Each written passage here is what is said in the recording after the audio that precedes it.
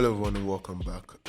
Like we've just seen, we are going to do a very colorful event flyer that looks more like a candy wrap, and we are going to use these three colors here to work our way through the design.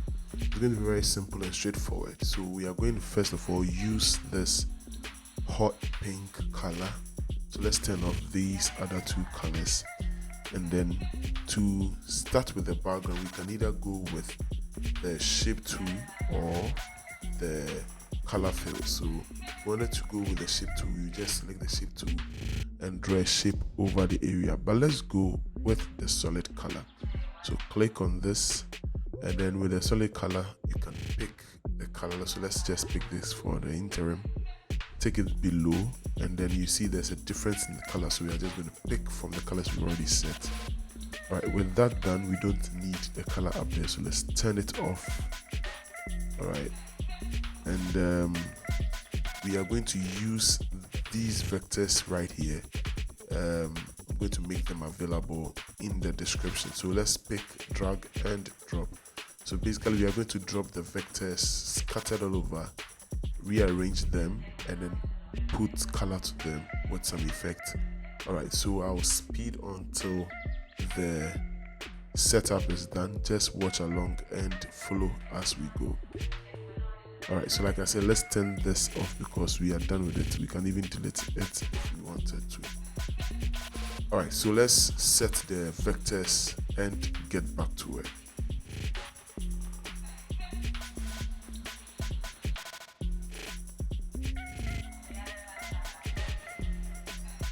Alright, so earlier in the preview, you realized there was this curvy shape that was in the background. So to create that, we are going to use the polygon tool, and we're going to set the size to 3.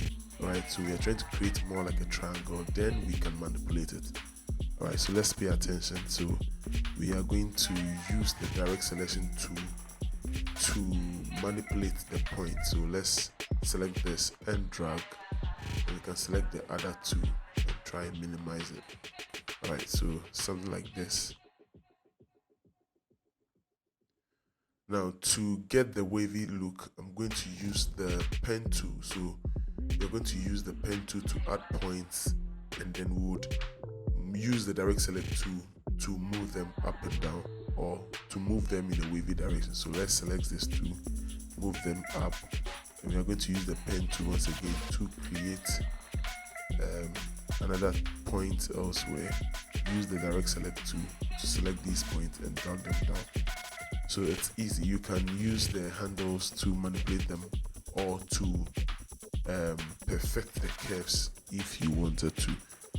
Alright, so this is almost it. The next thing is to use the leaves we saw there. So I'm going to go back to Illustrator, and then pick one of this and split it in 2.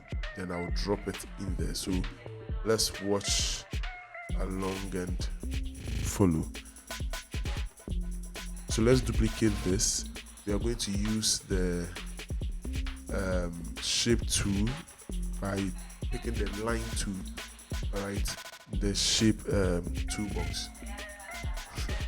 Yes, so the line segment, and then we are going to select or draw a line through the leaf right here. Select the tool, then we are going to use the pathfinder, trim under the pathfinder, or divide, to divide it in 2. So if you can't find the pathfinder, you come over here and you select it. Alright, so that's it. So let's come over here to the pathfinder where we have the option to divide.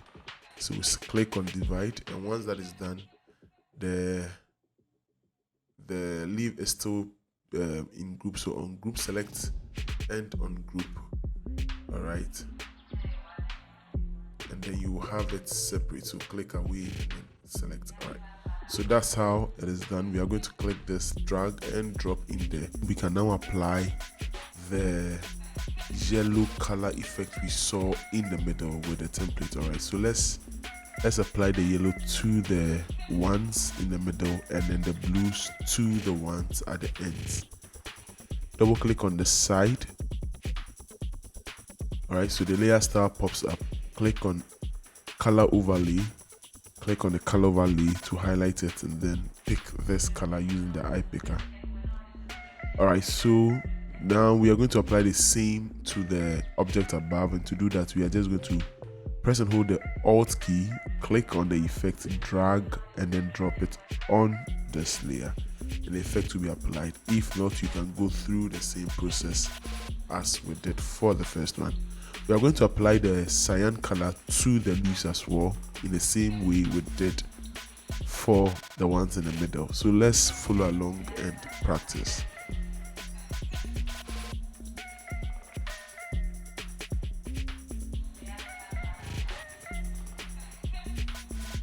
Okay, so with the cyans applied, we are now going to apply a drop down shadow to this, but the drop down shadow will be different from the ones we usually use. So click on drop down shadow. This time we want to make the size 0, increase the distance so it moves away, and increase the opacity to 100, because we want to have this kind of effect, alright, drop off from the cyan leaf. Alright, so we are going to do the same to all the other ones, and then we'll catch up soon. So watch along and practice.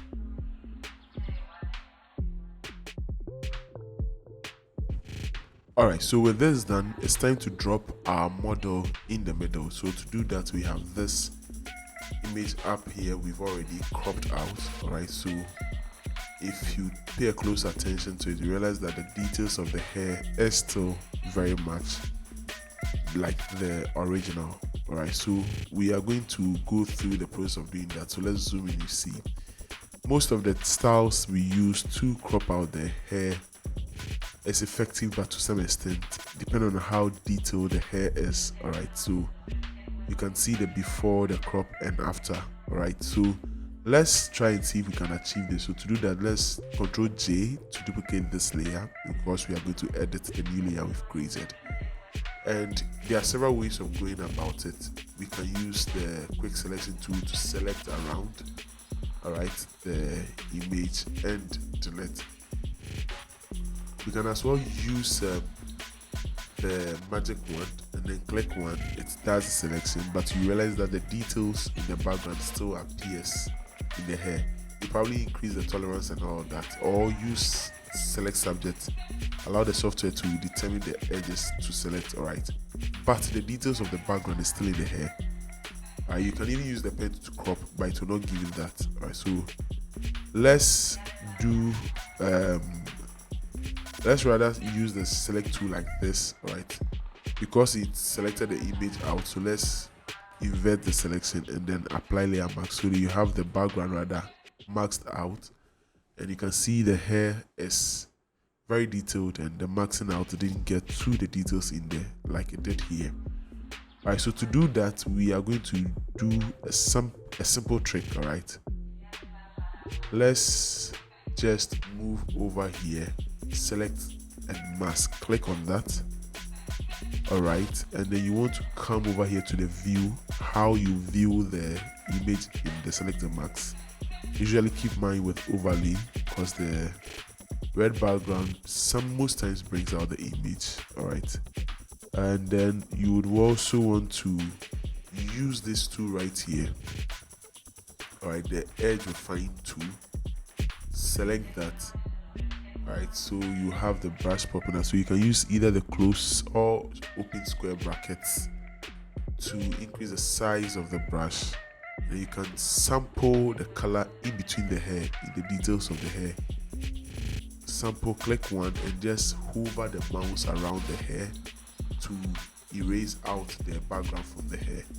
You can just click one and drag along, and then move to the next place and do same.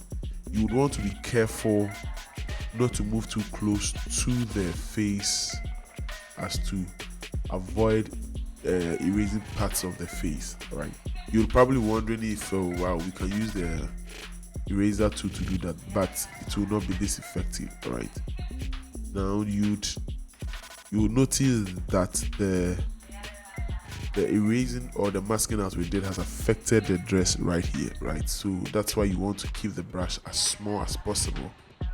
Then you just click and then erase the background, which is what you want to erase. So click and brush and the software will do a good job by identifying which part has this color density, and it will raise it out for you.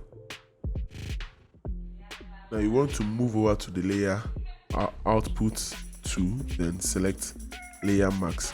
Remember, we applied the layer mask to the image, right? So we are applying the output to the layer mask, right? So this is what we have here. Let's select the layer mask, right? If yours is not set to layer mask, then click on OK.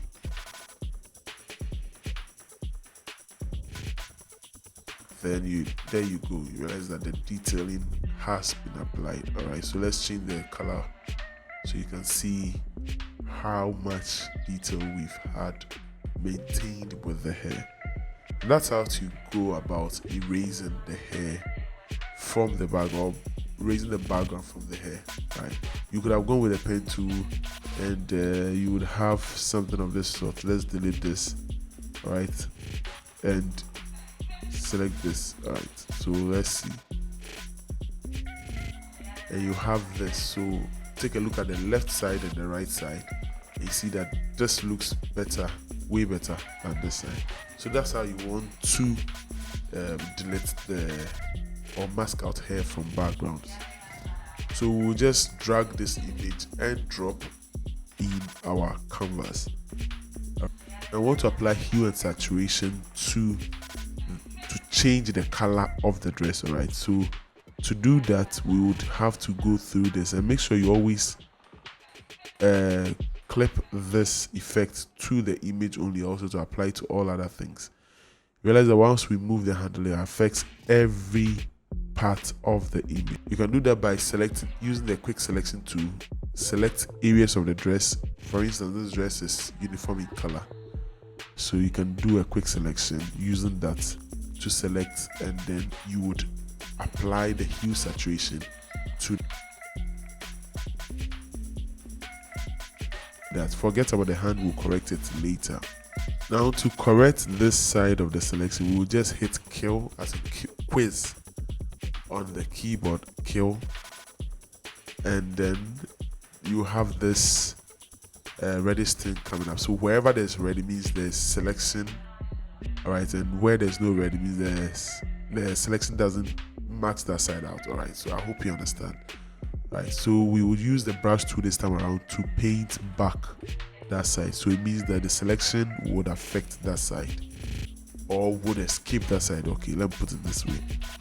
All right, so we will take our time to do the selection.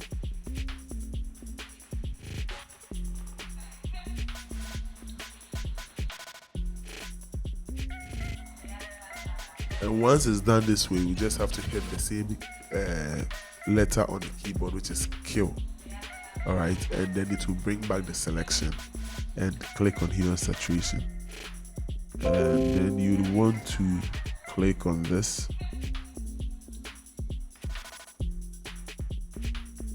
All right, so because the dress is more reddish, so we can just select the reds and then apply the effect we want to do that. So we want to tweak the hue, so we change the color from pinkish to probably purple color, so it stands a little from the background.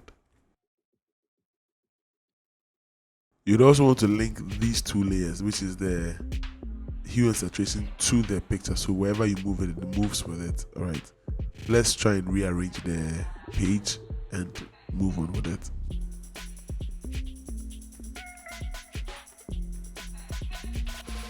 All right, so we want to duplicate the leaf down here.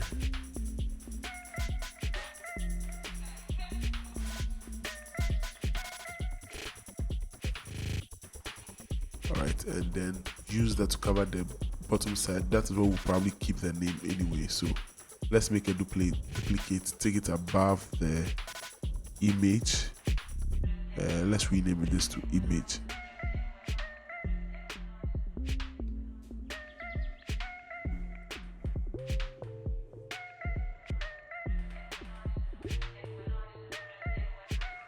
All right, so we have to bring in our title, which has already been created here in Illustrator. All right, so we just created our own text, and there are individual shapes we put together to write out the name. Alright, so like you can see, it's easily dismantleable because it's not a text that exists. We just use the shape to create the title, which is this very shape up here.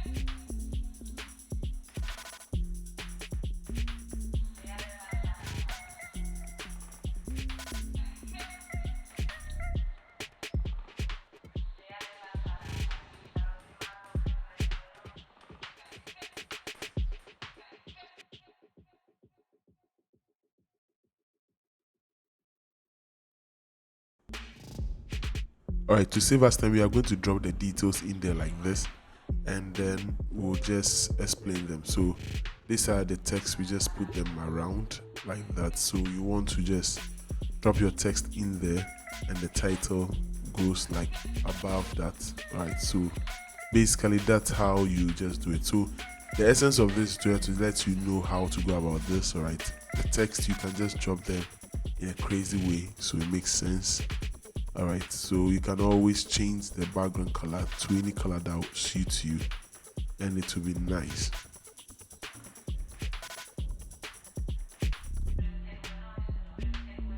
Alright, so now to tackle the wrapper effect or the candy wrap effect, this is how you go about it. So you are going to use an image like this you can easily find on Google. Alright, so just drag like a plastic rubber texture. You can always find them on Google. Then so straight to cover the surface. Alright, then you just use blend modes to apply the effect. We're going to change the blend mode from normal to screen. Alright, and then you reduce the opacity a little so it's not too loud. You want to apply a layer mask to this very thing right here. Alright, so you can max out the lady from the wrapper. We don't want the wrapper affecting the face of the lady, right? So press and hold the control key, and then you just click on that image thumbnail right there. And then the selection will appear on the screen right here and right here. So you now want to select the wrapper or the rubber filter or texture we just dropped. Then use the brush to paint out or mask out the rubber from the face of the lady, right, so that she stands out better. So basically that's how you go about it. Then you control D to deselect it. Areas that you need to mask out, just pay close attention and do mask them out. So that's a simple trick you can always add to your designs depending on the kind of event you are doing. Okay, so there we go. This brings us to the end of today's tutorial. I hope it was very helpful. If it was, don't forget to hit the subscribe button if you are not already subscribed to this channel. And if you have any question, kindly leave that in the comment section and I'll respond.